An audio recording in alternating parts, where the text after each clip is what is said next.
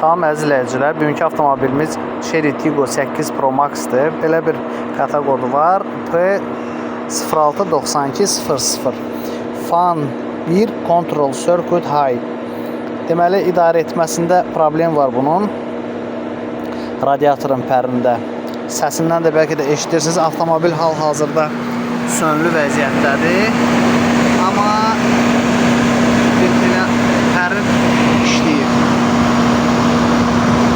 Deməli, indi bu avtomobildə indi bir-bir yoxlayacaq. Görək nə problem var, problem nədədir? Əziz izləyicilər, bu avtomobilimizin soyutma sisteminin elektrik sxemidir. Deməli, burada adi avtomobillərdəki kimi relay sistemi deyil, bunda idarə etmə bloku var. Hansı ki, adi avtomobillərdə relay vasitəsilə işləyir.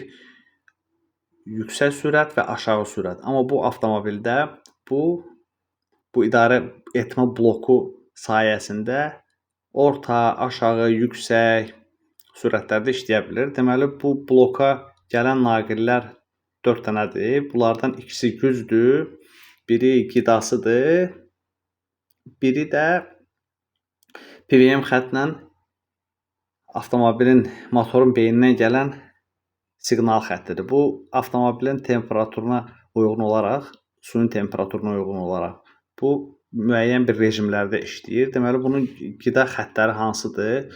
Plus 12 volt 60 amperlik qoruyucudan gəlir, keçir. Gövdə, massa, bir də avtomobil işə düşəndə və yaxud da zamok açılı olanda 10 amperlik qoruyucudan sxemi qidalandıran bir naqildir. Deməli, indi yerində də göstərəcəyik bizdə problem nədədir və prinsipcə necə işləyir bu. PWM xəttində göstərəcəyik sizə. Deməli, bunun xəttlərini izləyəcəyik. Deməli, bunda sxemdə göründüyü kimi 2 dənə qalın xəttdir. Bu qalın xətti biri budur, qidasıdır. Bu plus ayağıdır.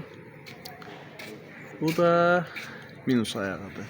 Deməli, burada bir dənə də idarə etmə xətti var. İndi bunu keçirdəcəm bura. Bunun zamoku açandan sonra da bura bir dənə plus gəlir.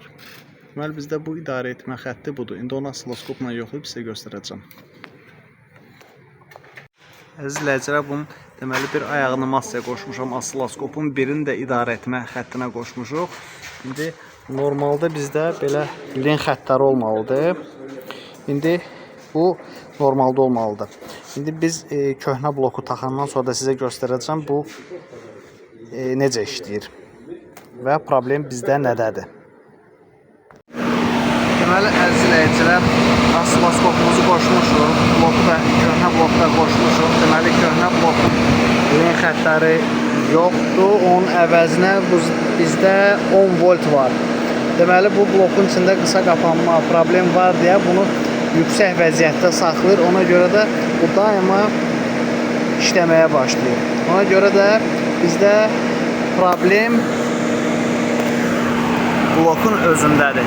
İndi yeni bloku da qoşandan sonra sizə lin xəttlərini göstərəcəm, əslində necə olmalıdır. Əziz izləyicilər, idarə etmə xəttlərinə qoşulmuşuq yeni blokumuzda. Deməli, bunda osiloskopda gördüyümüz kimi PWM xəttlərlə idarə olunur. Belə olmalıdır, amma o birisində köhnə blokda. Bu içində qarışırdı deyə, qısa qapanma var idi deyə,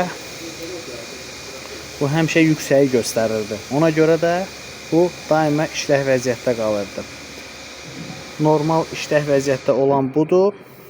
Bizim avtomobildəki problem pərin idarə etmə blokuydu. Diqqətiniz üçün təşəkkürlər.